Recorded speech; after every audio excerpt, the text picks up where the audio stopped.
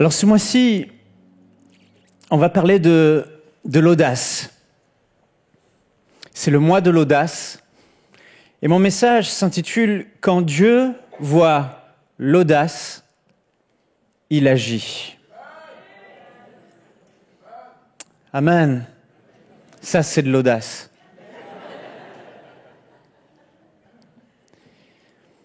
Vous savez, Dieu vous aime profondément. Je ne connais pas les situations que vous traversez dans vos vies. Je sais qu'il y a dans ce monde, dans ces temps de la fin, la vie est difficile, il y a beaucoup de souffrances, beaucoup de maladies, beaucoup de combats dans les familles, beaucoup de défis dans le couple, beaucoup de combats dans les pensées, des oppressions qui sont là. Parfois même le soir, les gens n'imaginent pas ce que vous vivez comme combat seul chez vous. Certains luttent avec les finances et se disent « Mais quand ? Jusqu'à quand ? Jusqu'à quand ma situation restera ainsi ? Quand ma saison va changer ?» Mais j'aimerais vous dire, vous le savez, Dieu vous aime. Et Dieu voit cette souffrance, il entend les cris, il voit les larmes, et il veut intervenir. Comme il agissait dans la Bible, dans toutes les histoires où il pourvoyait de manière surnaturelle et il agissait de manière miraculeuse, il veut le faire encore aujourd'hui dans ta vie. Il ne s'est pas lassé de dire « Bon, voilà, le surnaturel est terminé maintenant. Les chrétiens vont apprendre à marcher juste avec la parole, mais plus la démonstration de mon esprit qui les accompagne au quotidien. » Non, Dieu veut toujours, et encore plus, se glorifier dans ces temps de la fin. Il veut agir. Et il y a ceux parmi nous qui, leur plus grand désir, ce ne sont pas les besoins personnels qui ont besoin d'être pourvus par le ciel, mais simplement ce cri à l'intérieur de vos cœurs qui dit « Seigneur, je veux que tu m'utilises et je veux être une source de bénédiction pour les autres et je veux marcher dans le surnaturel pour que mes mains puissent aider ceux qui sont dans le besoin, que je puisse être une source de bénédiction, marchant dans le surnaturel et l'Esprit de Dieu pour les autres, voyant des âmes sauvées, allant de lieu en lieu, faisant le bien comme Jésus. » Et là encore, comme pour les besoins, Dieu a une provision surnaturelle et il veut agir avec puissance dans vos vies pour faire de vous un témoin fidèle de Jésus-Christ. Mais, il y a une condition indispensable. Il y a un mais. Beaucoup pensent que Dieu va intervenir sur la terre, dans nos affaires et dans nos vies de manière surnaturelle, parce qu'il voit les larmes, les cris, la compassion qu'il a pour nous. Oui, il a compassion. Oui, il voit nos larmes. Oui, il entend nos souffrances. C'est pour ça qu'il a envoyé Jésus-Christ. Et que Jésus a tout payé à la croix et a tout accompli. Et il a fait sa part. Et s'il l'a fait, c'est pour que le ciel soit ouvert sur nos vies. Et que nous puissions être réconciliés avec le Père. Et avoir à nos côtés, à notre disposition, la puissance des anges et de son esprit qui, au nom de Jésus, intervient pour faire de notre vie en tant que croyants, nouvelle création, des créatures qui marchent dans la puissance de Dieu, dans le miraculeux. Dieu le veut, mais ce ne sont pas nos larmes, ce ne sont pas nos souffrances qui le feront bouger aujourd'hui. Ce qui fera bouger le ciel et qui fera que Dieu va agir et intervenir, il y a une seule condition. C'est la foi. La foi, cette ferme assurance qu'il y a à l'intérieur de vous. La foi, croire sans douter, avoir la certitude, oui, que Dieu le fera. Et quand un homme, une femme manifeste sur cette terre la foi, mes frères et sœurs, Dieu n'est plus en train de dire « est-ce que je vais agir, est-ce que je ne vais pas agir ?» Le prix a été payé, le ciel a été ouvert, Jésus a payé le prix à la croix de Golgotha. Il va agir si nous demandons quelque chose selon sa volonté.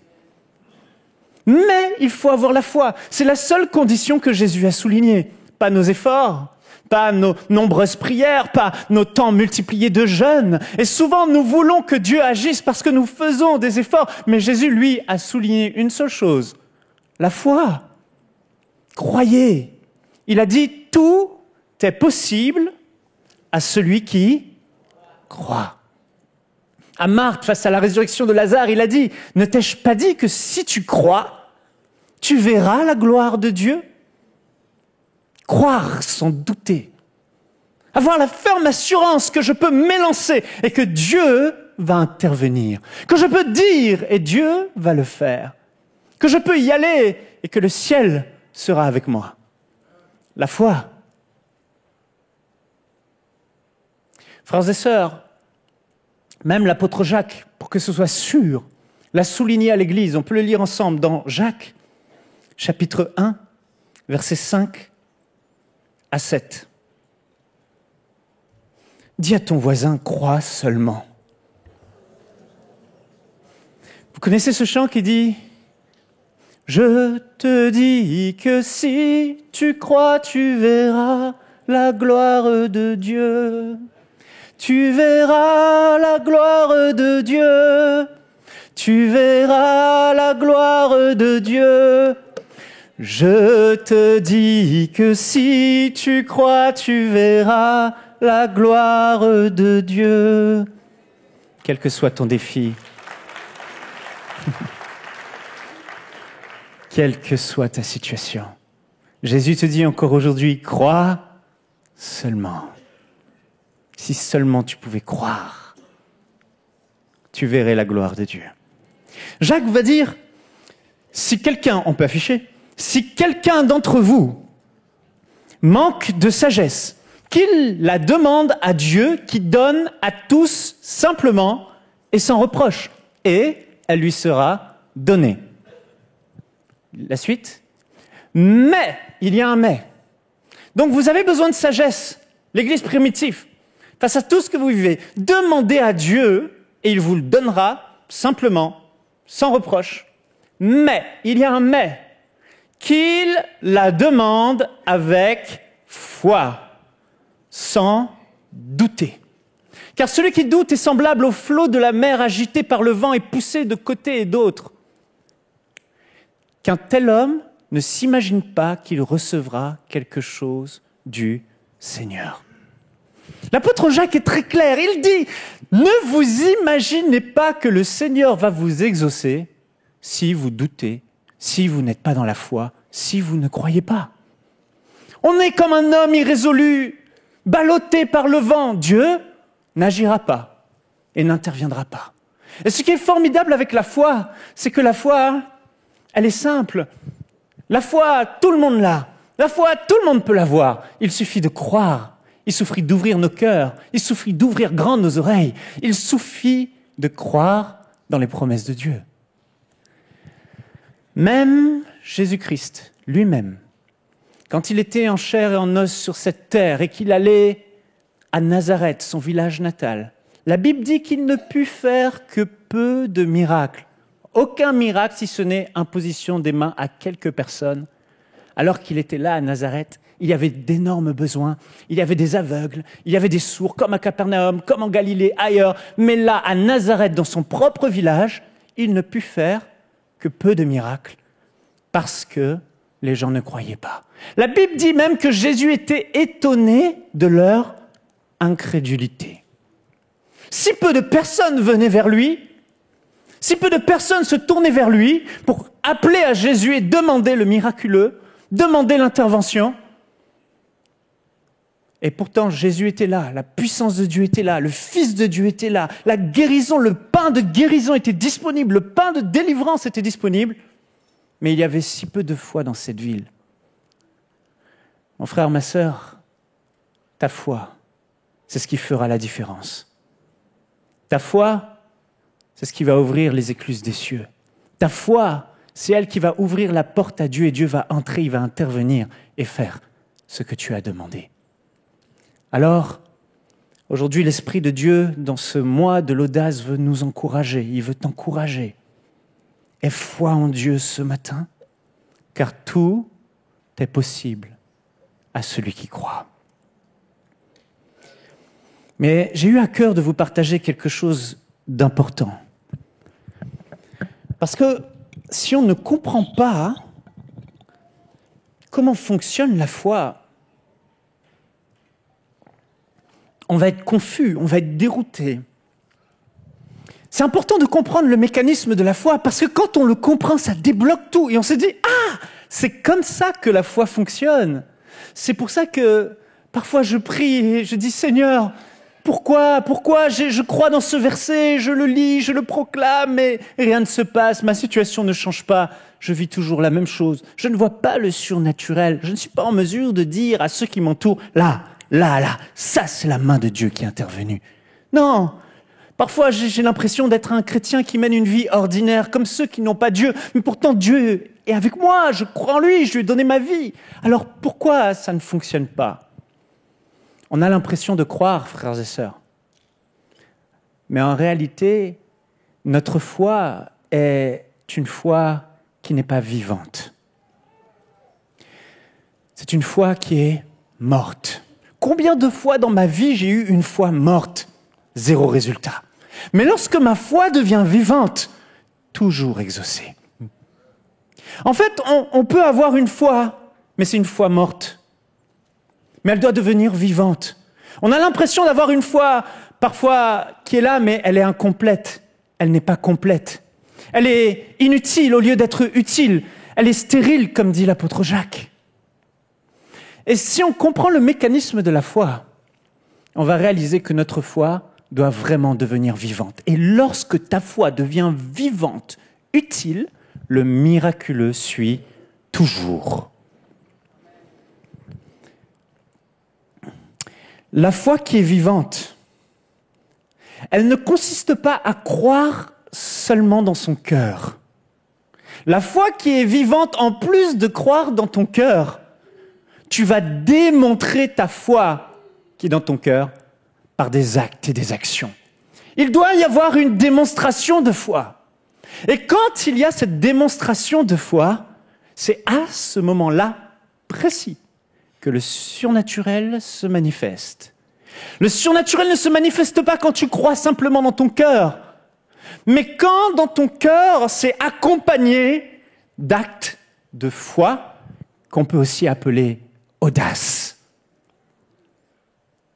S'il n'y a pas cette démonstration, ne vous étonnez pas que, comme l'apôtre Jacques dit, votre foi est morte, votre foi est stérile, votre foi ne produit rien, votre foi est inutile. Parce qu'en fait, on a juste une partie de la foi et il manque l'autre partie. Mais c'est lorsque la foi est complète qu'elle devient vivante, agissante, opérante et qu'elle produit le surnaturel.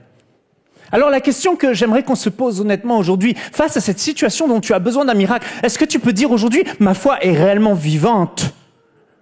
Ou finalement elle est peut-être dans cette situation morte ? Elle n'opère pas, elle n'agit pas, elle n'est pas efficace. Hébreux, chapitre 11, verset 1, on va le lire, donne la véritable définition de la foi vivante. Or, la foi, écoutez bien, est une ferme assurance des choses qu'on espère. Ça, c'est la partie invisible, celle qui se trouve à l'intérieur de vous. Vous croyez dans votre cœur, vous avez une ferme assurance que ce que vous espérez, ce que vous voulez voir s'accomplir, c'est là, vous avez la ferme assurance que ça va s'accomplir, que Dieu va le faire. Mais ça, c'est la première partie. La foi a une deuxième partie. Et c'est souvent là que ça fait défaut. Elle dit une démonstration de celle qu'on ne voit pas. Donc la foi, c'est croire dans son cœur, mais la foi, c'est aussi démontrer ce que tu crois dans ton cœur dans le monde visible. La foi a donc une partie invisible, mais elle a aussi une partie visible.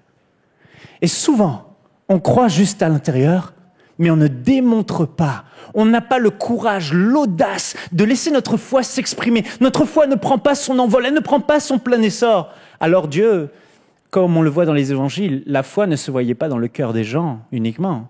Il y avait beaucoup qui étaient là, qui croyaient, mais qui attendaient par passivité. Attendaient que Jésus fasse quelque chose. Et Jésus passait, et il restait aveugle, il restait sourd, il restait paralysé. Mais ceux qui croyaient dans leur cœur et démontraient leur foi, Jésus a toujours souligné « ta foi t'a sauvé, ta foi t'a guéri » à cause de cette parole, toujours. Parce qu'ils ont démontré leur foi. La foi vivante n'est pas juste une foi qui croit dans le cœur et qui est passive. Non, cette foi, Jacques va le dire, on va le voir après, elle est morte. La foi vivante qui produit des résultats et qui amène le miraculeux est la foi où tu crois dans ton cœur. Et parce que tu crois dans ton cœur, tu agis avec audace, selon les convictions qui montent dans ton cœur. Et là, quand Dieu voit cette foi complète, cette foi vivante, il intervient, toujours. Alors, tu as la ferme assurance qu'un jour tu auras des enfants et que cette stérilité s'en ira. Si ta foi est vivante, ton cœur va te dire, prépare la chambre du bébé. Achète-lui les premiers vêtements. Commence à planifier ton agenda en fonction de ça. C'est pas juste intérieur. Tu as la ferme assurance d'être guéri et que par les meurtrissures de Jésus, tu as été guéri. Si tu as cette ferme assurance, ne t'arrête pas là, que tu mènes ta vie comme si tu étais réellement guéri. Fais ce que tu ne pouvais pas faire. Commence à vivre ta vie normalement. Tu as la ferme assurance, cet agriculteur qui a la ferme assurance qu'il va pleuvoir. Et il y en a un qui va simplement prier et attendre que la pluie tombe, et l'autre qui va commencer à préparer son champ parce qu'il sait que la pluie va arriver. Et c'est sur son champ que la pluie va tomber en période de sécheresse. Parce que lui, il a une foi vivante. Et l'autre agriculteur, il va juste attendre passivement. Sa foi n'est pas vraiment pleinement vivante. Vous savez, la foi vivante se voit. Elle ne se voit pas dans le cœur. Elle se voit dans l'attitude. Elle se voit par une parole. Elle se voit par une démonstration quelconque. Elle se voit par un geste. La foi doit se voir. Et lorsque l'audace est là et que ta foi se voit, je peux te dire, ton miracle arrive. Amen. Est-ce que vous comprenez ce que je veux dire? Les miracles se produisent lorsqu'on croit dans son cœur et qu'avec audace, on pose des actes de foi. C'est un peu comme une voiture. La voiture, elle a une partie invisible, le moteur. Il faut que le moteur soit allumé pour que la voiture avance. Le moteur, si vous l'allumez juste, est-ce que la voiture va avancer? Non.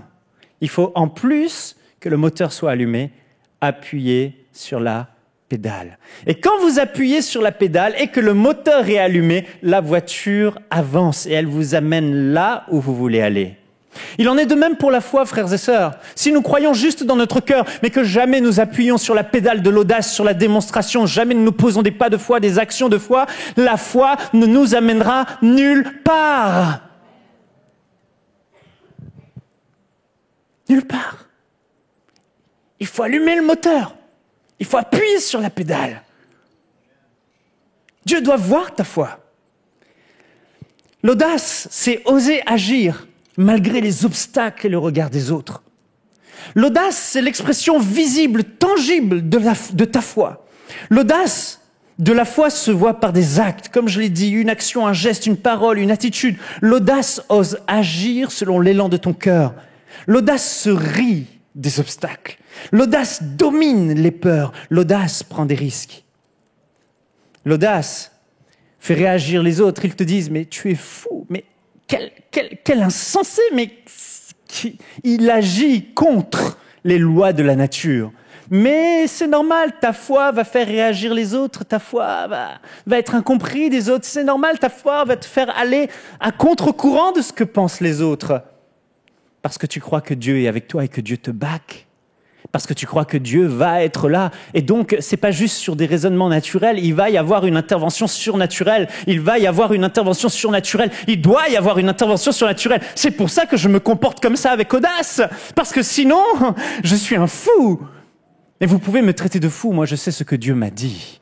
Je sais ce que Dieu a promis. Et j'ai la ferme assurance qu'il l'a déjà fait. Voilà pourquoi je me comporte comme ça. Ça, c'est la foi. Je sais. Mais la véritable foi vivante se fait suivre d'audace. La foi vivante est audacieuse. Mon frère, ma sœur, il est temps que l'Église de Jésus-Christ retrouve une foi audacieuse, remplie d'audace. Soyons des gens audacieux. Dans ta vie, dans ton entourage, dans ton travail, dans ta situation, les gens doivent savoir, oh là, nous avons dans cette maison une personne de foi. Là, nous avons dans cette maison une personne audacieuse qui ose défier les lois de la nature, qui ose proclamer des choses que les autres ne proclameraient pas, qui ose faire ce que les autres n'oseraient pas faire. Et quand tu le fais, le surnaturel intervient. Trop souvent, nous ne le faisons pas. Dans ce même chapitre 11 de Hébreux, l'audace des héros de la foi, chacun des héros de la foi qui ont été cités dans ce passage, est souligné par une audace. Leur foi est soulignée. Ils ont tous été audacieux. Je n'aurai pas le temps de faire toute la liste, mais regardez Noé.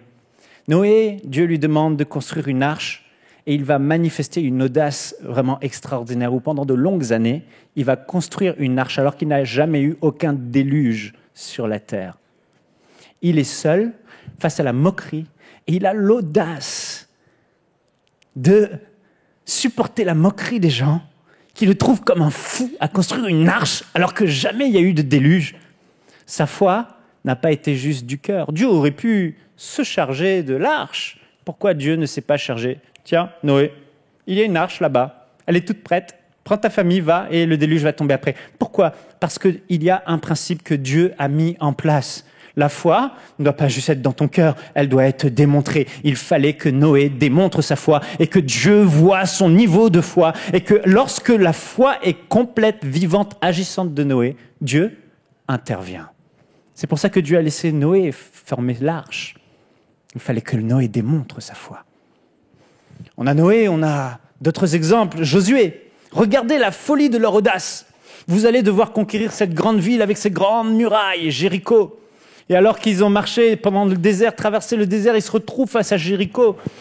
Et puis là, Dieu va leur dire, écoutez, faites 7 fois le tour avec les trompettes et les cris, et puis au 7e tour, vous pousserez un grand cri. Et là, les murailles vont s'écrouler. Mais la folie de la chose, face à une armée qui les regarde en haut, qui ricane, quelle audace. Mais ils savaient une chose, Dieu ne ment pas, ce qu'il a dit, il va le faire. Et Dieu l'a fait. Au 7e tour, lorsqu'ils ont poussé les trompettes et les cris, les murailles se sont effondrées. L'audace de faire quelque chose d'absurde. Combien d'entre vous connaissez Heidi Baker? Heidi Baker, cette femme qui a amené un réveil au Mozambique, Dieu s'est servi puissamment d'elle. Avant de vivre ce réveil au Mozambique, elle était, je crois, en Amérique, dans une réunion de Randy Clark.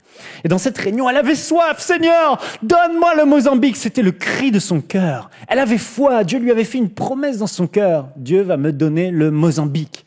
Je veux cette nation pour Christ. Elle avait tout quitté pour ça. Et dans son cœur, elle avait la foi que quelque chose allait se passer dans cette réunion de Randy Clark. Et là, l'Esprit de Dieu lui dit, Heidi, fais le poirier. En pleine réunion évangélique, charismatique, pentecôtiste, Heidi Baker s'est mise là, elle s'est mise sur ses jambes contre un mur et elle a fait le poirier comme ça. Les gens la regardaient bizarre. Elle disait, mais Seigneur, qu'est-ce que je suis en train de faire? Mais elle obéit, elle fait le poirier. Et à ce moment-là, Randy Clark prophétise sur elle, ne connaissant rien à la situation. Dieu te donne le Mozambique. Le don spirituel s'est manifesté à cause de la foi de cette femme qui n'a pas juste cru dans son cœur, mais qui a posé un acte audacieux de foi. Dieu te demandera de poser des actes de foi. Chaque fois que tu crois, l'Esprit va mettre dans ton cœur des désirs, parce qu'il faut qu'à un moment donné, ta foi soit vue avec audace. Dis à ton voisin, sois audacieux.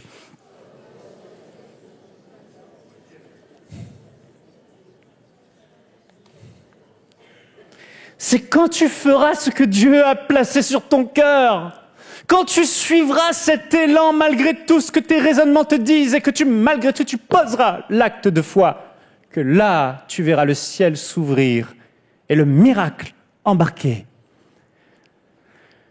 Meshach, Shadrach, Abednego, ils se sont retrouvés aussi dans la liste des héros de la foi. Et ces 3 hommes qui étaient face au roi Nebuchadnezzar, à qui il avait fait chauffer la fournaise parce qu'il refusait de se prosterner devant sa statue.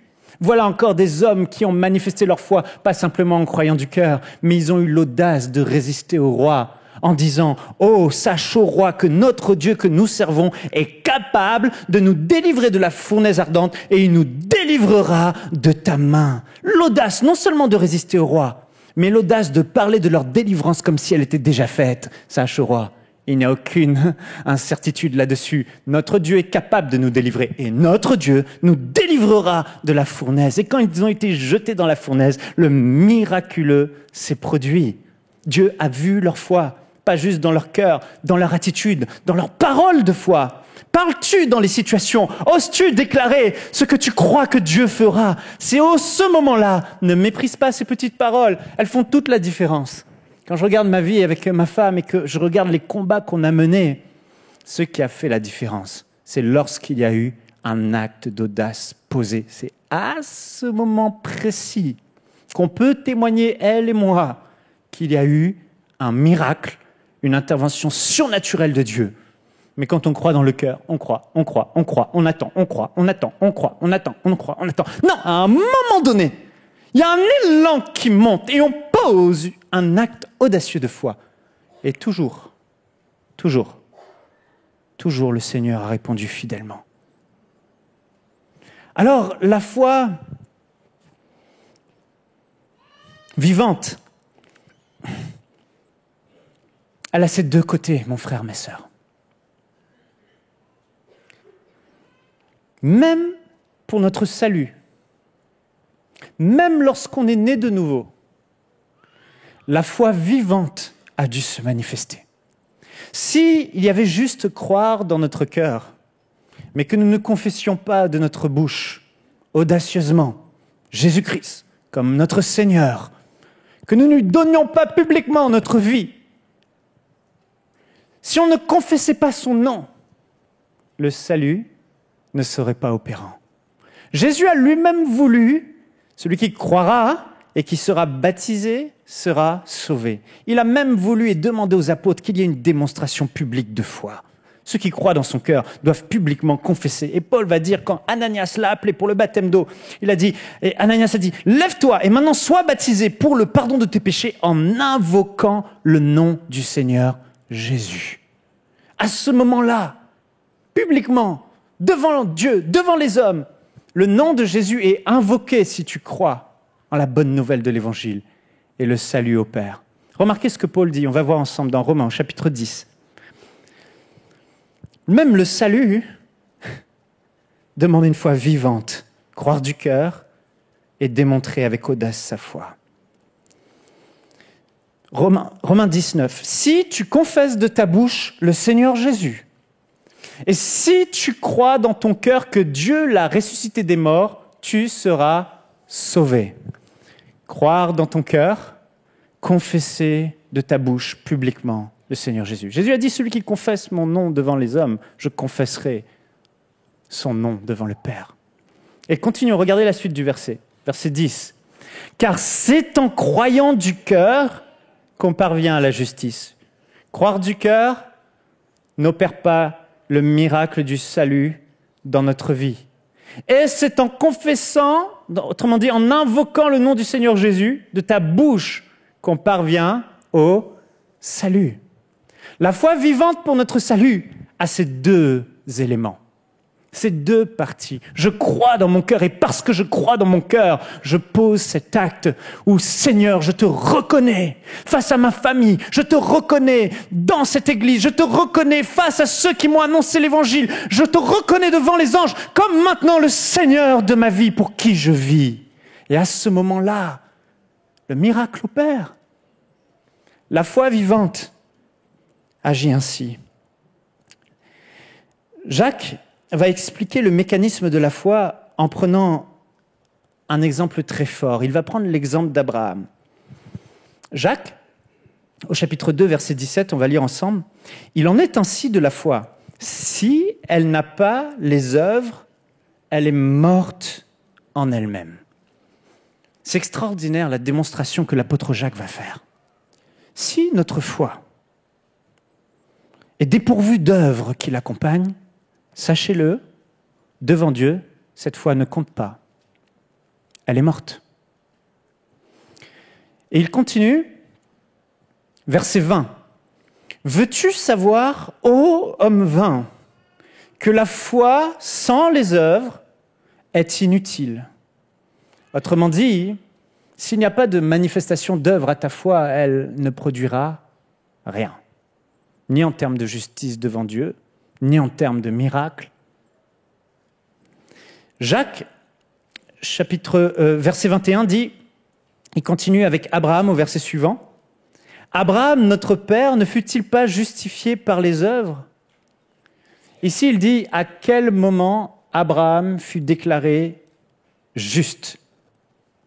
Il dit, ne fut-il pas justifié par les œuvres lorsqu'il offrit son fils Isaac sur l'autel.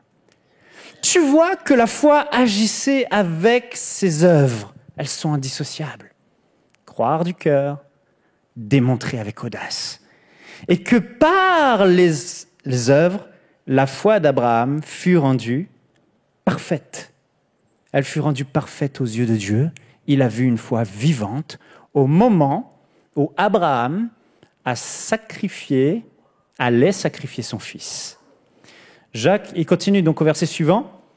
Comme le corps sans âme est mort, de même la foi sans les œuvres est morte. Alors voilà pourquoi nous voyons souvent si peu de miracles.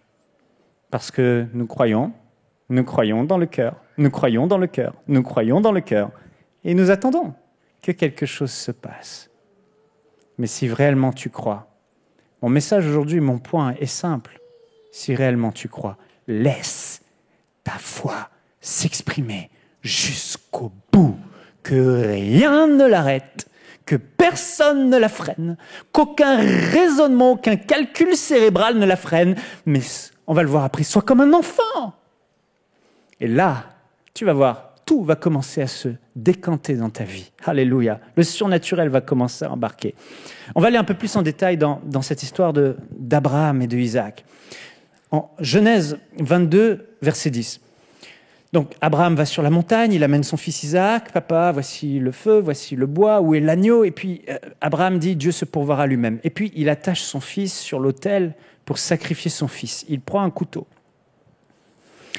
Verset 10. Puis Abraham étendit la main et prit le couteau pour égorger son fils. Alors, l'ange de l'Éternel l'appela des cieux et dit, « Abraham, Abraham !» Et il répondit, « Me voici. » L'ange dit, « N'avance pas ta main sur l'enfant et ne lui fais rien, car je sais maintenant que tu crains Dieu et que tu n'as pas refusé ton fils, ton unique. » Donc ici, Jacques, à la révélation, il dit, à ce moment-là, où Abraham a levé le couteau et était prêt à poser cet acte audacieux de foi en Dieu, de confiance absolue en Dieu, à ce moment-là, c'est ce moment-là que l'ange a choisi de dire « Stop !» car je sais maintenant que tu crains Dieu. On sait que Dieu sait toutes choses, il voit ce qu'il y a dans notre cœur. Mais frères et sœurs, pour une raison que j'ignore, notre foi doit devenir aussi palpable, visible par l'audace.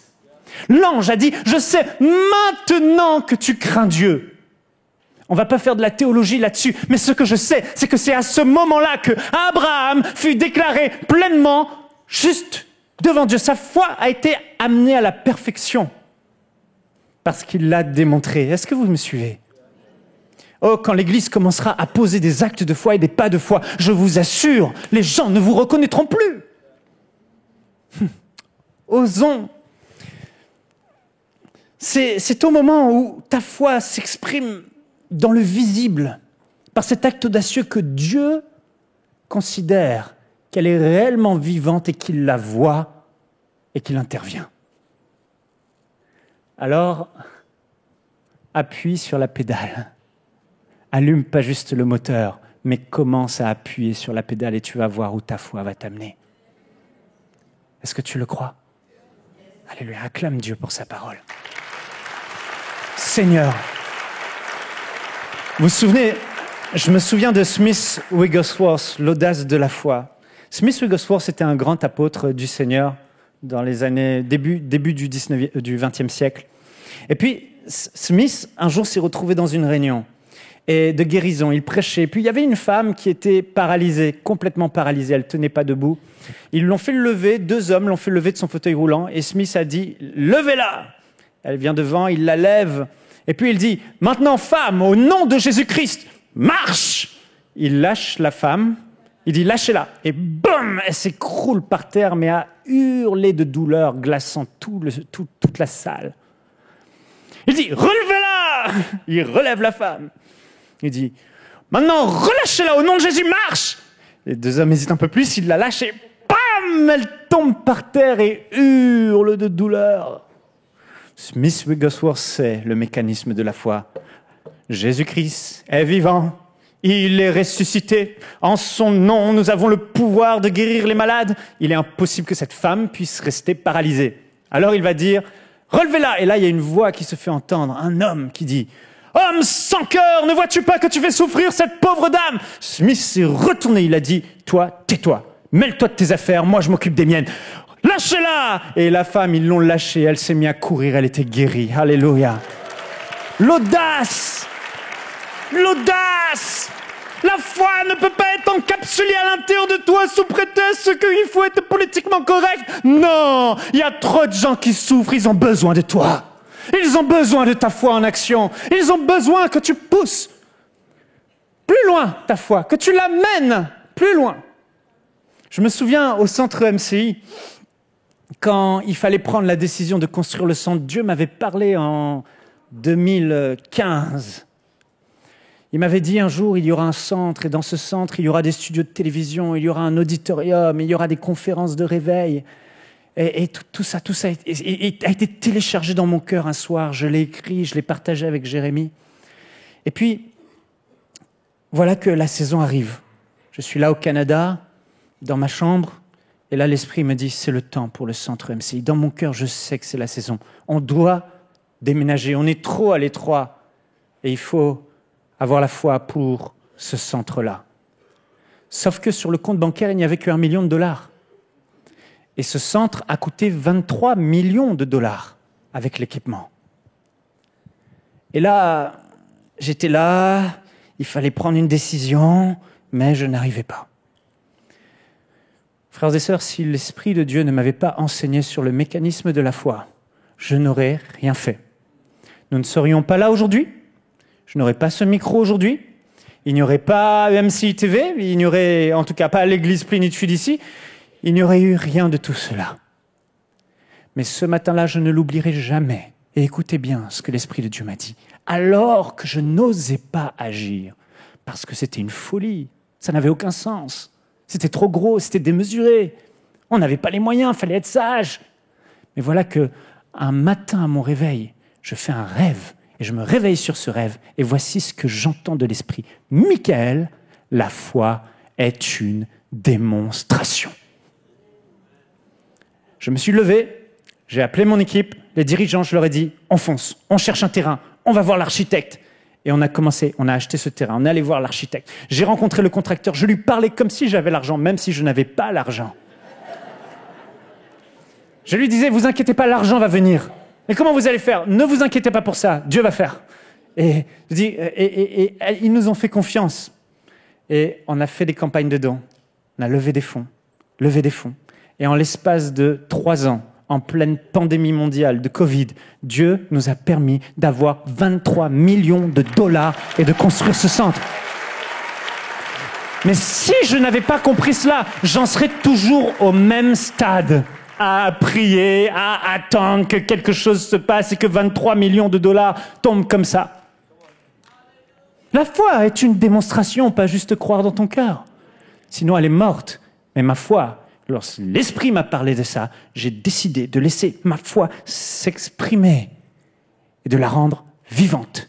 Ok, on voit pas ce qu'il y a dans mon cœur, mais maintenant, on va voir aussi ce qu'il y a dans mon cœur par la démonstration. L'audace. Et je me souviens, en plein milieu de la dernière campagne, c'était des montants énormes, 8 millions de dollars. On a épuisé toutes nos cartouches de communication, on a tout fait. Les dons n'évoluaient plus du tout, plus rien. Et puis, j'étais encore une fois dans ma chambre, je me souviens très bien de ce jour. J'avais le cœur qui palpitait, je disais, oh là là là là, ça augmente plus. Et à ce moment-là, je ne sais pas quelle est la part du Saint-Esprit, notre merveilleux associé, pour nous aider dans ces moments-là. Mais je me souviens, j'ai eu un élan de foi. J'ai dit, Seigneur, je suis fatigué. Je ne vais pas faire une mailing de plus. Le compteur n'évoluait plus depuis plusieurs semaines. Pas d'augmentation. Pas de live prévu, rien de prévu. On avait fait notre plus grosse com. La semaine des miracles était terminée et on était à la peine à la moitié. Je suis tombé à genoux. J'ai dit, Seigneur, écoute, si tu ne pourvois pas à cette campagne, tu me rendras service. parce que moi, j'aurais une vie plus simple, à ne plus te servir dans cette grosse vision. Mais sache, je ne ferai rien de plus. Pas de mail, rien. Et c'est ce que j'ai fait. Les jours qui ont suivi, Dieu m'est témoin, je n'exagère pas. Tout est remonté tout seul, sans communication. Et ça, pour moi, c'était un grand miracle. Comment a été manifestée mon audace? Parfois, ton audace se manifeste par ton attitude à rester calme et à ne rien faire. Là où tu devrais t'agiter, secouer ciel et terre. Le ciel a vu et le ciel a répondu. Alléluia! J'en ai encore des frissons rien qu'à vous reparler de ce moment. L'audace de la foi. Je fais une parenthèse. Parfois, il y a des personnes, ils ont dit « Oh, je crois, je prends mes lunettes, je les jette, je prends mes médicaments, je les jette, par la foi. » Et il ne se passe rien. D'autres le font par la foi et ils sont guéris.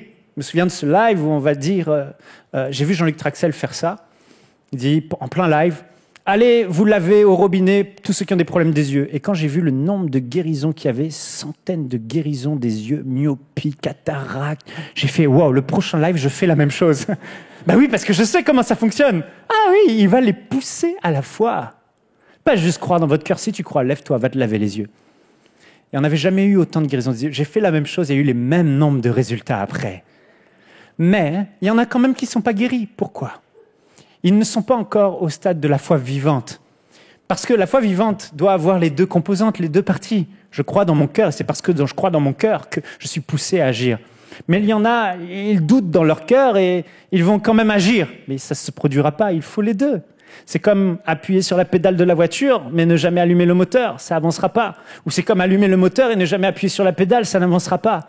Donc, ne faites pas des actes et ne posez pas des actes de foi lorsque votre cœur ne vous pousse pas à le faire. C'est sous l'impulsion des désirs de votre cœur, de cette conviction intérieure, que vous posez des actes de foi. Mais le problème, c'est que cette conviction, elle monte souvent, mais elle est tout de suite freinée, arrêtée par tout un tas de raisonnements. Et j'aimerais dire à ceux qui ont abandonné la foi vivante, à ceux qui n'osent plus oser, parce que tu as essayé et on a prié pour toi une fois, deux fois, il ne s'est rien passé. Et aujourd'hui, tu es là et tu dis, bon, bah, j'ai appris à vivre avec, je ne veux plus encore. Je ne veux plus me lever, je ne veux plus essayer, je ne veux plus poser des actes de foi. J'aimerais te dire, ma femme est témoin, on a eu des grands combats dans nos vies personnelles. Rarement on a eu la victoire dès la première démonstration de foi. Mais souvent à la 3e, 4e, parfois comme Élie jusqu'à 7 fois. Mais il y a eu un moment donné où l'élan de foi manifesté en plus, boum, boum, le surnaturel vient en un instant, en un moment, en une seconde, en une nuit. Dieu peut régler ton problème même dans un rêve. Rien ne lui est impossible. Mais il doit voir ta foi. Il doit voir ta foi. Je ne saurais vous dire comment la foi naît dans le cœur. Je sais juste une chose, la foi naît au contact de Jésus. Il en est l'auteur, il est celui qui l'a fait naître. Quand on prend le temps de contempler Jésus, ce qu'il fait, comment il guérit, comment il agit, combien il est grand, ce qu'il fait dans la parole, la foi jaillit. Quand on prend le temps d'écouter la parole de Christ, la foi jaillit. C'est en regardant à Jésus que la foi va naître. Nulle part ailleurs, juste à Christ, à la parole de Christ, elle fait naître dans ton cœur la foi. Alors, ce que tu as à faire, c'est juste t'exposer à la parole comme tu le fais maintenant. Écouter la parole de Dieu, ouvrir ton cœur, et la foi va jaillir. Mais quand la foi jaillit, ne l'éteins pas. Appuie à fond sur la pédale. Ce que ton cœur te dit et que ta tête te dit le contraire, choisis d'écouter ton cœur. Choisis de ne pas écouter ta tête. Écoute ton cœur. Suis l'élan de ta foi et le surnaturel ne te décevra pas. Alors oui, notre foi va rencontrer des obstacles. Mais te laisse jamais intimider. Laisse ta foi s'exprimer avec audace. Ne raisonne pas.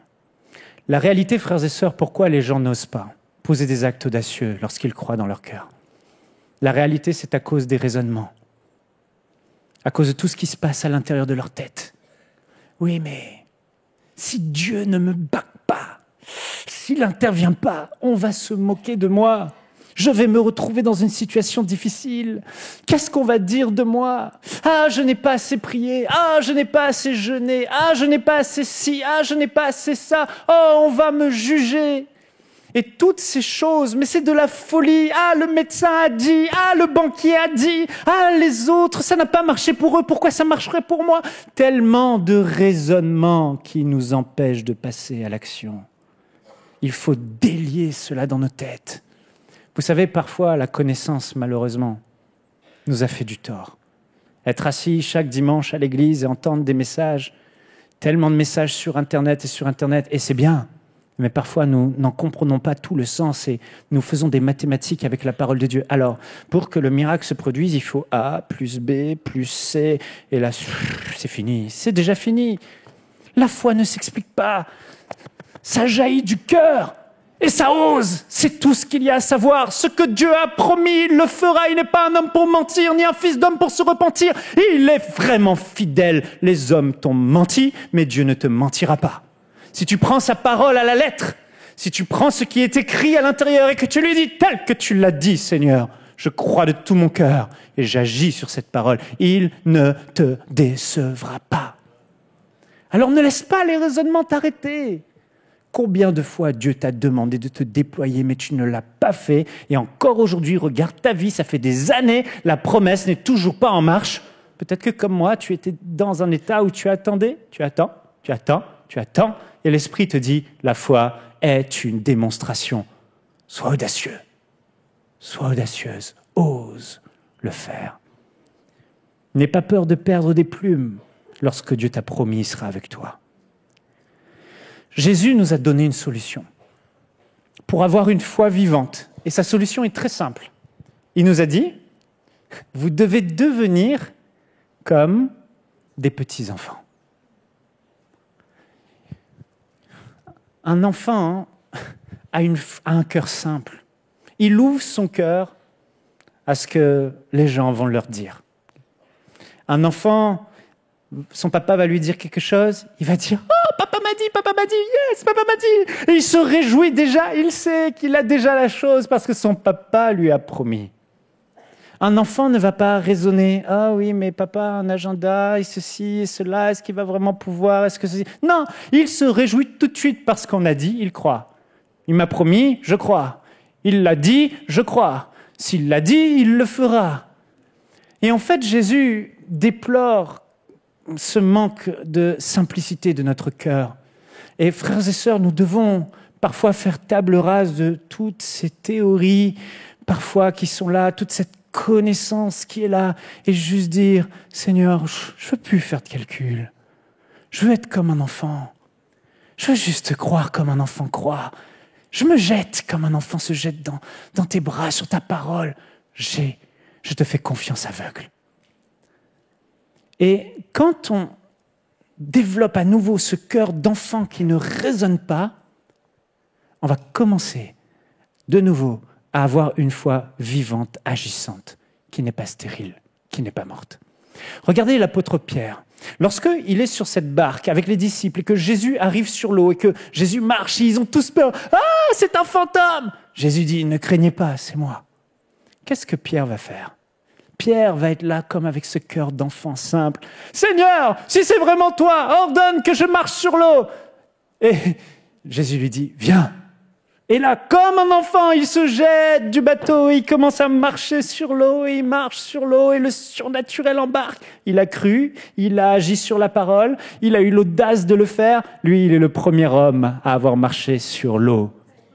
Et le seul, peut-être, il y a dû avoir d'autres missionnaires qui ont dû vivre ça, mais que ce n'est pas écrit. Mais en tout cas, là, il était le premier homme à avoir marché sur l'eau. Je dis premier homme parce que Jésus n'est pas un homme, il est le Fils de Dieu fait homme. Mais Pierre a été le premier homme à marcher sur l'eau parce qu'il a eu l'audace de le faire. Il a agi comme un enfant. Mais regardez ce qui se passe. Quand il agit comme un enfant sans se poser de questions, sans calculer, boum, le sol, la mer, l'eau se solidifie sous ses pieds. Et puis à un moment donné, la Bible dit, on peut le lire ensemble, l'afficher. Regardez ce qui est dit verset 30 de Matthieu 14. Donc il appuie sur la pédale, le moteur est bien allumé, mais là, verset 30, « Mais voyant que le vent était fort, il eut peur. Et comme il commençait à s'enfoncer, il s'écria, « Seigneur, sauve-moi !» Aussitôt Jésus étendit la main, le saisit et lui dit, « Homme de peu de foi, pourquoi as-tu douté ?» Mais voyant, verset 30, « Mais voyant que le vent était fort, il eut peur. » Voyez-vous ce qui se passe ? Le surnaturel commence à embarquer dans nos vies quand on commence à poser des actes d'audace et à croire. Mais là, il commence à raisonner. « Ah, c'est du vent. C'est de l'eau. Ah, il y a des vagues. Ah !» Et il détourne son regard de Jésus, de la simplicité d'un enfant, et commence à raisonner. Les raisonnements tuent notre foi. Les calculs tuent notre foi. Il ne faut plus raisonner et calculer quand Dieu t'a parlé, quand Dieu t'a promis quelque chose. Crois seulement. Et à ce moment-là, tu restes dans cette attitude. Commence à agir avec audace selon les élans de ton cœur, sans raisonnement. Je me souviens de mes premiers pas de foi. C'était vraiment assez particulier parce qu'à chaque fois, je vais être transparent avec vous. Dans chaque histoire, j'ai eu un raisonnement. Toujours. Chaque miracle, j'ai eu un truc dans ma tête qui aurait pu me freiner. Mais à chaque fois, ma conviction était plus forte que, comme un enfant, j'osais prendre le risque et le pas de foi. Plusieurs d'entre vous, vous avez l'onction. Souvenez-vous du message de Pasteur Tom à Pentecôte. Vous avez déjà reçu. Mais que faites-vous ? Quel acte de foi posez-vous ? Et comment le surnaturel va agir si on ne le fait pas ? Et moi, je me souviens, dès ma conversion, j'étais là dans cette banque, il y avait le docteur Moussa Touré, il prêchait, il parlait de son témoignage, et je ne savais pas, moi, qu'il allait peut-être avoir un appel au salut plus tard. Et moi, Jésus s'est révélé à moi sur ma chaise, j'avais une lutte, et j'ai décidé de vraiment, j'ai compris qu'il est mort à la croix pour moi, qu'il a pris ma place, j'étais le coupable, j'aurais dû être condamné, j'aurais dû mourir sur cette croix qui était pour les criminels, mais Dieu, dans son amour, m'a tellement aimé qu'il a donné Jésus, son propre fils, qui est mort à ma place à la croix de Golgotha. Et c'est moi qui aurais dû être là. Quand j'ai compris que Jésus a donné sa vie pour prendre ma place, moi, Michael, pécheur comme je suis, mauvais comme je suis, j'ai eu le cœur vivement touché. Et il m'a dit, Michael, abandonne tout, lâche tout, suis-moi. Et là, j'ai eu une lutte intérieure. Je croyais dans mon cœur, j'ai su que Jésus était vraiment le Fils de Dieu, mon Créateur, celui qui m'a créé. Mais c'était insuffisant. Et là, un désir ardent dans mon cœur est monté de faire quelque chose avec ce que je croyais. Alors, en pleine prédication, je me suis levé, j'ai traversé l'allée et je me suis planté devant le prédicateur. Et il m'a dit, « Qu'est-ce que tu fais là ?» Et à ce moment-là, en me levant, je suis né de nouveau. Ce jour-là, ma réponse à Jésus pour lui dire « Oui, je te donne ma vie, tu es mon Seigneur », je l'ai confessé plus qu'avec ma bouche, je l'ai confessé avec tout mon être, me ridiculisant, être prêt à déranger ce prédicateur. Je suis né de nouveau en me levant. La paix, la joie, le pardon de mes péchés, tout le kit a été téléchargé en cet instant en moi. J'ai appris que lorsque ta foi est démontrée, le miraculeux. Juste après, je me suis retrouvé dans cette réunion un soir et je lisais la Bible quelques heures avant. Et l'Esprit de Dieu me dit, il va y avoir un jeune ce soir qui sera là. Et il a un mauvais esprit comme dans cette histoire de la Bible. Je vous l'ai raconté une fois. Et j'ai dit, ok, Seigneur, et qu'est-ce que tu veux que je fasse ? Et dans mon cœur, je me suis dit, je vais faire comme Jésus, je vais chasser le démon. Moi, j'ai jamais chassé de démon. Mais dans la Bible, je lisais que Jésus chassait les démons. Et je savais qu'il allait y avoir quelqu'un ce soir. Je le savais sans savoir comment. Et puis je vais, et puis là, il y a un jeune, un ingénieur de Saint-Nazaire qui réparait des bateaux, qui était là, avec le pasteur qui était là et 2 autres personnes. Et puis le pasteur prie pour lui. Et là, moi, j'ai le raisonnement. Non, mais le pasteur a prié pour lui, je ne peux pas prier. Il faut que je pose ma main sur lui, mais le pasteur a posé sa main sur lui. Et le pasteur a posé, il ne s'est rien passé. La foi et l'audace de la foi, c'est croire que toi, quand tu feras ce que Dieu a mis dans ton cœur, même si les autres n'ont pas vu de résultat, toi, tu le verras. J'ai posé ma main sur lui. En le voulant me poser ma main sur son épaule, j'ai effleuré sa joue. En effleurant sa joue, il est tombé comme une flaque. Et des démons se sont manifestés là sous mes yeux. La foi. Si j'avais fait « Hey, wow, Satan !» n'importe quoi, le démon se serait manifesté parce que je croyais dans mon cœur. Mais il fallait que ma foi soit démontrée. Il fallait l'audace. Le miraculeux est venu au moment de l'audace. Je croyais. Il ne se passait rien. Au moment où j'ai parlé, où j'ai touché, si j'avais parlé, ce serait pareil. Il s'est passé quelque chose. Tu dois parler. Après, il y a eu ma petite sœur. Je me suis retrouvé à l'île de la Réunion. Ma petite sœur était malade. Elle avait des problèmes de peau. Et puis, c'est la manifestation la plus spectaculaire que j'ai jamais vue de ma vie. Elle était carrément en lévitation, comme ça. Son corps, je ne sais même pas comment c'est possible. À une telle vitesse, j'ai jamais vu ça. Et en fait, ma sœur était malade et j'ai dit à ma mère, et là j'avais le raisonnement, mais qu'est-ce qu'elle va dire encore ? J'ai dit, je vais prier pour Émilie dans le salon, devant tout le monde. Allez, viens ma sœur. Et elle avait 9 ans, je vais dans la chambre, je prie pour elle. Je dis, maintenant, lève-toi. Deuxième audace. J'ai jamais fait ça. Et je vais dire, maintenant, au nom de Jésus, Saint-Esprit, touche-la et guéris-la. Et boum, ma sœur est tombée sous la puissance de Dieu. Elle a été guérie, mais elle était visitée par le Saint-Esprit d'une manière incroyable. Mais à ce moment-là, j'ai eu des luttes. Qu'est-ce que va dire ma famille ? Mais il fallait que je vive cette expérience. Il y a des expériences que tu dois vivre et que tu ne vivras pas si tu freines ta foi à cause de ce que les autres vont penser. Même dans ta famille, ose te lever, ose penser différemment, ose proclamer la vérité, ose proclamer la parole de Dieu, ose te tenir et dire « Non, il n'en sera pas ainsi, je déclare et je prie. » L'audace est toujours suivie du surnaturel lorsque ta foi est vivante. Je me souviens, juste après, quelques mois après, je vais avec Jérémie dans une église à Paris, un ancien cinéma, une grande église Assemblée de Dieu. Ils étaient 400, 500, on est en plein milieu. Et là, je ne sais pas pourquoi, dans mon cœur, je sens que la personne en face de moi a un mauvais esprit. Aucun signe de mauvais esprit. Elle chante, elle lève ses mains, elle loue. Mais je sens quelque chose. Et là, je me dis, ok, il est en pleine louange, comment je fais ? Je sens qu'il faut que je prie pour cette personne. Et là, je dis, ok, je vais y aller. Je vais poser ma main sur elle. Et au moment où j'ouvre mes yeux pour poser ma main sur elle, je vois qu'elle a un décolleté. C'est pas possible, très fin. Je dis, je peux pas poser ma main sur son décolleté. Ça marche pas. Donc je dis, ok, je crois tellement que, bon, il y a plein de gens, mais je vais oser parler. Donc j'ai dit, Seigneur, fais en sorte qu'il y ait encore un chant. Ils ont voulu finir, on a fait un dernier chant. Et puis il y a un dernier chant. J'ai dit, quand le refrain va être bien haut, là, je vais crier. Je suis là. 400 personnes devant, derrière, j'ai dit, au moment où le chant monte, j'ai dit, c'est le moment. Satan, au nom de Jésus, lâche! Et la musique s'arrête net. 400 personnes se retournent vers moi comme des lémuriens. Là, c'est ça. Ils me regardent. Elle a des grands yeux écarquillés. J'ai crié trop fort, je ne savais pas. La fille devant moi s'est écroulée. La fille derrière moi s'est écroulée. C'était sa sœur jumelle. Les deux avaient été initiées au vaudou. Elle n'était pas sauvée. Et en plein culte Assemblée de Dieu, elles se sont mises à danser. Magie noire, magie noire, magie noire. Les yeux révulsés blancs. Magie noire, dans une parfaite synchronie. Toutes les synchronisations tous les deux, les yeux fermés. Et elles sautent comme un guépard sur les gens, étranglant les gens comme des bêtes. Elles ont été délivrées, baptisées d'eau. Aujourd'hui, elles sont sauvées et libres. Il fallait que je passe par là. Il fallait qu'elles passent par là.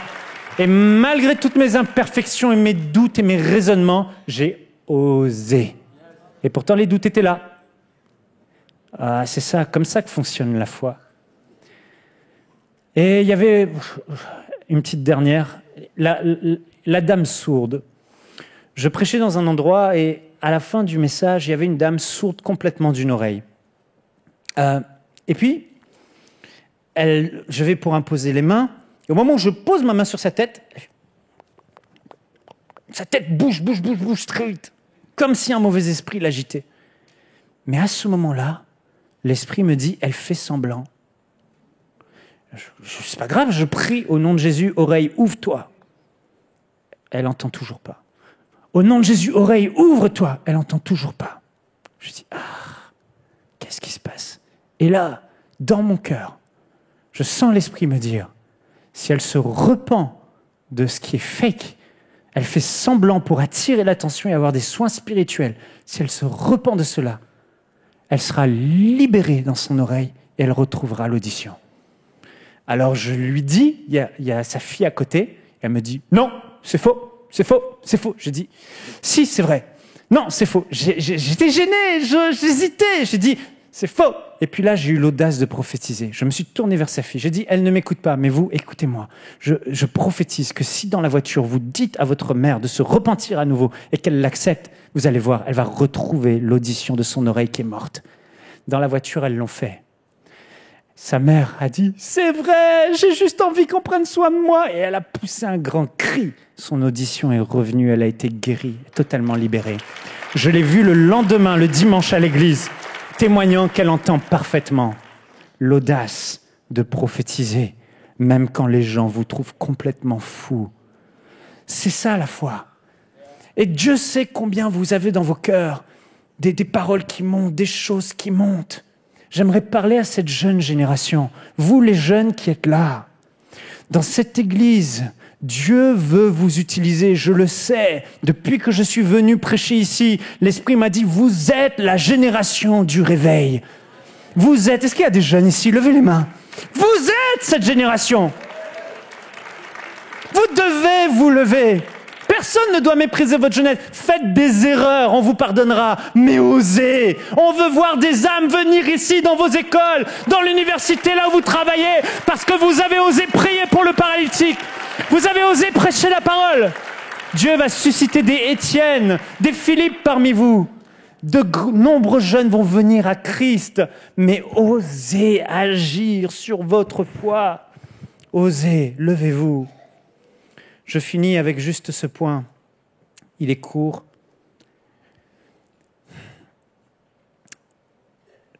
L'histoire du paralytique. Jésus a été en Galilée. Il a guéri beaucoup de malades, délivré beaucoup de captifs. Et il arrive à Capernaum, la Décapole, la grande ville. Et là, c'est bondé à craquer. Les gens viennent de partout. La maison est bloquée, la maison est pleine. Jésus est en train d'enseigner dans la maison. Et voilà que il y a 4 hommes. 4 amis qui voient certainement c'était leur ami, un homme paralysé. Et ils vont dire, Jésus est là, c'est l'opportunité. Je ne peux pas laisser passer une telle opportunité. Jésus qui guérit en Galilée est là, près de nous, à Capernaum. C'est pour nous l'opportunité de pouvoir amener notre ami sur un brancard. Ils ont pris le lit de cet ami. Ils sont arrivés à la maison où Jésus était. Il y avait de la foule partout à l'extérieur. Impossible de rentrer. C'était bondé comme des sardines. Ils ne pouvaient pas. Ils regardaient partout, mais ils ne pouvaient pas. Combien d'entre nous, notre foi se serait éteinte en disant simplement « on va attendre ». On va attendre le moment favorable. On va attendre que Jésus, peut-être par une parole de connaissance, va venir nous voir là où on est et puis il va imposer les mains à notre ami. Peut-être qu'il n'aurait jamais été guéri.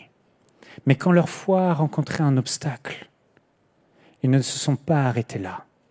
Ils ont dit, on va passer par le toit. C'est pas notre maison, mais on s'en fiche. Ils sont montés par le toit. Ils ont défait le toit de quelqu'un d'autre, de cette maison dans laquelle Jésus était. Ils ont interrompu le discours de Jésus. Il y a des moments, mon frère, ma sœur, où tu ne dois pas être politiquement correct. Il y a des moments où il faut arrêter de souffrir inutilement quand l'onction, quand le Seigneur est là, quand c'est le moment de crier, quand c'est le moment de t'élever, quand c'est le moment d'élever tes mains, quand c'est le moment de prophétiser, quand c'est le moment de poser un acte de foi, quand c'est le moment de démarrer ce que Dieu t'a demandé de démarrer. Il y a des moments, on s'en fiche de ce que les gens pensent. C'est pas eux qui vivent ta vie, c'est pas eux que tu vas rendre des comptes, c'est au Seigneur. Cette situation a trop longtemps duré. Et si c'était ici et maintenant, ce matin, aujourd'hui, que le Seigneur agissait et que tu arrêtais d'être politiquement correct et qu'à l'intérieur de toi, ce qui veut se lever se lève enfin. Qu'à l'intérieur de toi, ce qui sommeille arrête de sommeiller et que ta foi commence à s'éveiller, à prendre son envol avec l'audace. Là, Jésus, il l'interrompt, il descend. Et ce que je veux vous dire, juste afficher le verset 5. Jésus, lorsqu'il descend le paralytique avec ses cordes au milieu de la maison, Jésus, voyant leur foi, dit au paralytique, maintenant, mon enfant, tes péchés sont pardonnés. Puis il va lui dire, maintenant, lève-toi, prends ton lit et marche, rentre chez toi. Et cet homme a été entièrement guéri. Remarquez ce qui est écrit. Jésus, voyant leur foi. Dites-moi, où est-ce que Jésus a vu la foi? Dans leur cœur? Non. Il a vu leur foi par leur détermination. Oh. Ils ne pouvaient pas passer par la porte. C'était fermé. Ils sont passés par le toit carrément. Les hommes, certainement, ont crié « c'est n'importe quoi, qu'est-ce qu'ils font, nanana, nanana, nanana ». Les hommes voient ton audace et elle va te déranger. Mais la manière dont les hommes voient l'audace et la foi que tu manifestes, Dieu ne la voit pas de la même manière.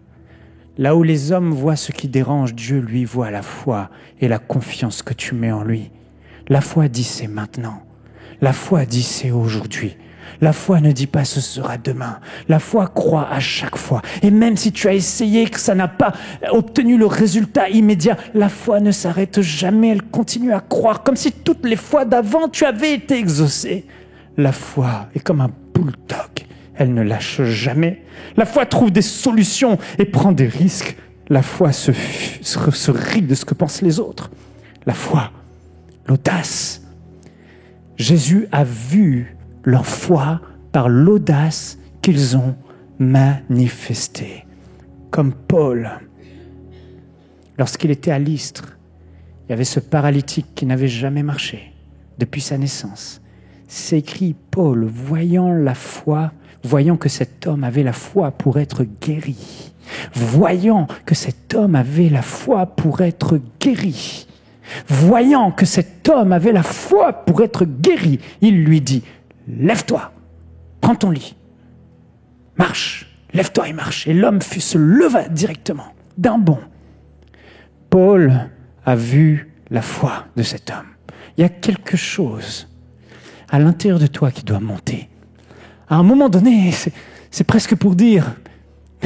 Il y a des moments, il y a des réunions où les gens ils ne peuvent plus attendre que tu finisses ton sermon qui les ennuie tellement ça bouillonne. Ils se lèvent comme moi, je me suis levé. Ils se plantent debout et c'est là, ils sont guéris. Il y a des moments où ils sont dans des endroits où il faut être politiquement correct. Mais cet homme-là, lui, il commençait déjà à s'agiter. Il commençait déjà à essayer certainement de se lever. Paul voyait que sa foi n'était pas juste dans son cœur. Non, là, il voulait. Il savait que c'était son moment. La parole a été relâchée, l'homme a été guéri. Dimanche, il y a 2 semaines, il y a une jeune fille qui est venue de Toronto.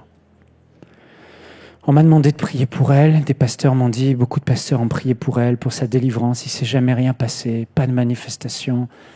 J'ai dit, j'avais pas envie de prier pour cette fille. J'étais fatigué. Mais j'ai dit, ok, je ne vais pas la laisser. On va prier pour elle. Elle dit, quand est-ce qu'elle peut venir? J'ai dit, dimanche non, dimanche d'après non, dans 3 dimanches. Et puis le dimanche arrive. J'ai dit, Seigneur, ok, on va prier pour elle. La fille est venue de Toronto. Puis j'étais là, il y a 2 dimanches, elle a tapé sur mon épaule, Pasteur Michael. C'est moi. J'ai dit, ok, on va prier. On s'est assis là, je l'ai écouté pendant 30 minutes, son histoire. Le rejet, les échecs, les dominations dans sa vie, dans sa famille. Il n'y a rien qui réussit, il n'y a rien qui marche. Bloqué, enchaîné. Et puis là, pendant que je l'écoute, j'ai compassion d'elle. Mais il y a eu un moment.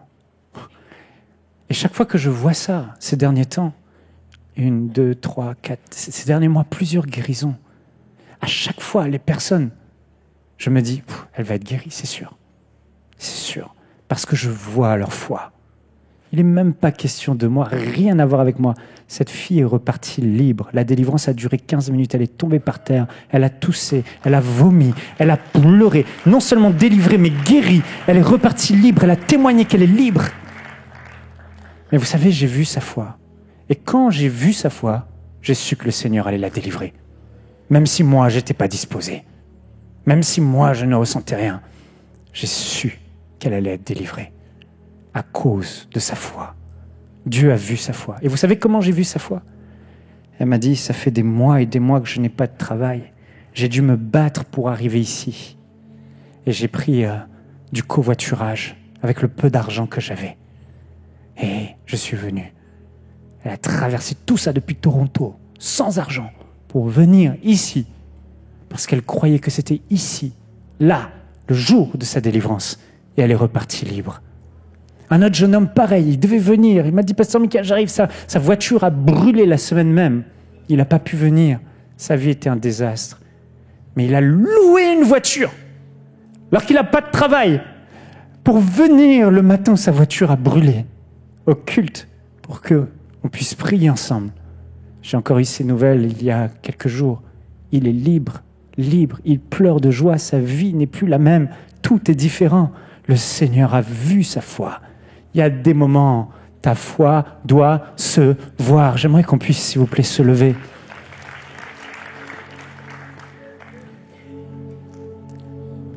Je sais que l'heure est avancée et je veux souhaiter à tous ceux qui veulent partir, qui doivent partir, un bon dimanche, que le Seigneur vraiment vous bénisse et qu'on puisse se retrouver jeudi matin à la prière. Mercredi soir aussi. Mais j'aimerais offrir aujourd'hui l'opportunité à ceux qui ont besoin de vivre leur percée, qu'on puisse prendre un court temps de prière. Je crois dans le Dieu des miracles. Est-ce que vous croyez? Cette situation a trop duré. Il y a des maladies ici qui doivent partir maintenant. Mais avant de prier pour les malades, j'aimerais demander, est-ce qu'il y a une personne ici? Tu es là ce matin et tu veux donner ta vie à Jésus. Comme moi, tu m'as entendu. Tu n'as pas fait la paix avec Dieu. Je vois une main qui se lève, oui. Est-ce qu'il y a une autre main? Bravo pour ton audace. Tu peux venir. Viens vite. Je vais prier avec toi. Est-ce qu'il y a une autre main? Tu veux donner ta vie à Jésus? Lève ta main là où tu es. Est-ce qu'il y a quelqu'un d'autre? Au fond, il y a une autre personne. Venez, venez. Ceux qui veulent donner leur vie à Jésus, venez devant. Le plus grand des miracles.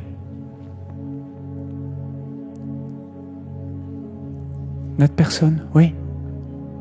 Ceux qui veulent avoir leurs péchés pardonnés, faire la paix avec Dieu, dire oui à Jésus. Avancez-vous, avancez-vous, oui. Est-ce qu'on peut acclamer Dieu pour l'audace de la foi?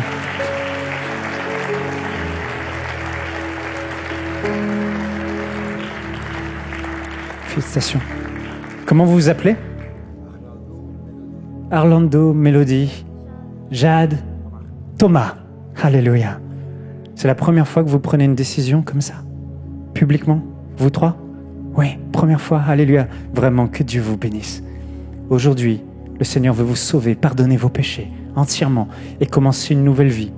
Plusieurs d'entre vous, vous avez dit, mais j'aimerais être une meilleure personne, mais je n'y arriverai pas.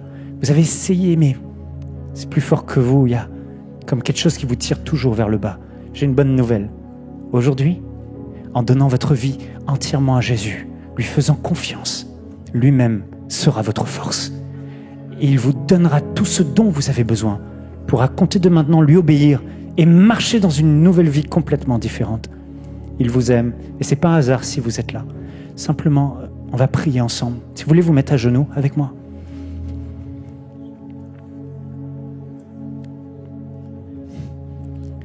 On va se tourner vers Jésus, lui qui a dit que si, publiquement, vous le reconnaissez comme votre Seigneur, c'est-à-dire votre Dieu qui règne dans votre vie, pour qui vous allez vivre maintenant, lui qui vous a tant aimé, il a dit que lorsque vous allez mourir au ciel, il aura confessé votre nom devant le Père. pour que éternellement vous soyez avec lui au paradis et que vous n'ayez pas dans un endroit de tourment loin de lui, entre les mains de l'ennemi. Aujourd'hui, Jésus veut sauver votre âme, pardonner vos péchés, inscrire votre nom dans son livre de vie éternellement. Et vous pouvez avoir l'assurance que si aujourd'hui votre foi est sincère, vous allez vivre le plus grand des miracles. Et Jésus a dit de ne pas simplement s'arrêter là. Après, comme vous l'avez vu aujourd'hui, il faut promptement vous faire baptiser d'eau pour publiquement le déclarer à nouveau. Et ce sera le point culminant de votre expérience avec lui, de votre salut. Pour dire Jésus, oui, je m'engage, pas juste des mots, mais concrètement en obéissant à ta parole. Alors vous êtes prêts? Répétez cette prière de tout votre cœur à haute voix avec moi. Seigneur Jésus, je suis imparfait. J'ai péché. J'ai fait ce qui est mal à tes yeux. Mais je sais que tu m'aimes, tel que je suis. Et tu es mort à la croix. Tu as versé ton sang. Tu as donné ta vie pour que je puisse être pardonné. J'aurais dû mourir. J'aurais dû, moi, être condamné. Mais tu as pris ma place. Tu es ressuscité. Aujourd'hui, Jésus-Christ, je crois que tu es le seul à pouvoir pardonner mes péchés, inscrire mon nom dans le livre de vie et faire en sorte que je sois sauvé pour l'éternité. Jésus, aujourd'hui, je te reçois comme mon Seigneur, comme mon Dieu, comme mon Sauveur. Pardonne tous mes péchés. Lave ma conscience. Donne-moi ton esprit. Je te donne toute ma vie. Et je prends la décision, aujourd'hui, dans cette assemblée, de te suivre tous les jours de ma vie. Aide-moi et prends tout en charge maintenant. Je te fais confiance. Amen. Est-ce qu'on peut acclamer Dieu pour leur vie? Félicitations. Thomas, God bless you. Que Dieu te bénisse. Que Dieu vous bénisse. Je vais vous demander juste, ça ne sera pas long, juste 2 minutes. Si vous pouvez suivre André, il a un petit cadeau à vous donner, une petite Bible, et vous revenez, c'est très rapide. Il va vous donner une Bible, quelques instants. Alléluia.